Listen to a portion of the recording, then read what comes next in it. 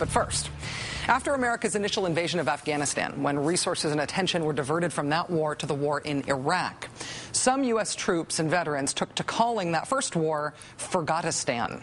In the mainstream press, Afghanistan was sometimes called America's other war. Well, now, America's other war has spawned another other war next door in Pakistan. It's one that America has been reluctant to call a war because it's mostly been fought with robots, with CIA-operated unmanned drone aircraft shooting missiles at Pakistani targets. The U.S. government refuses to talk about CIA activities in Pakistan, or most anywhere, but they've repeatedly insisted that the American military is not in Pakistan. Last summer, America's special envoy to Afghanistan and Pakistan, Richard Holbrooke, told an audience in Islamabad, quote, "People think that the U.S. has troops in Pakistan. Well, we don't." In Brussels last spring, Mr. Holbrooke called the issue of troops on Pakistani soil a red line for the Pakistani government that must be respected, saying, quote, "There are not going to be U.S. or NATO troops on the ground in Pakistan."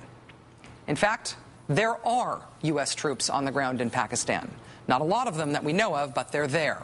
This unspoken truth brought to horrible light today with news that 3 U.S. Special Operations soldiers were killed in a bombing at a Pakistani girls' school, which also killed 3 schoolgirls and a Pakistani soldier.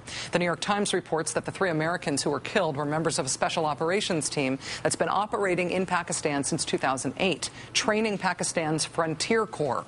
There are reportedly between 60 and 100 American troops in this training unit. Now, the arrangement reportedly does not cross the Pakistani government's red line against U.S. troops being on their soil because the troops' mission is just training and not combat.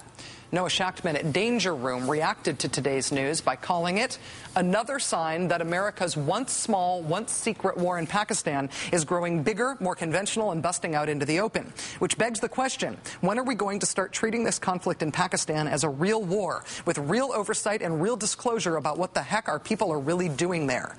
Maybe at one point, he says, this conflict could have been swept under the rug as some classified CIA op, but that was billions of dollars and hundreds of Pakistani and American lives ago. 2 minor things. He didn't say heck. And we've also linked to Mr. Shachtman's reporting on this at our website today. If you want to check it out, I recommend it, rachel.msnbc.com.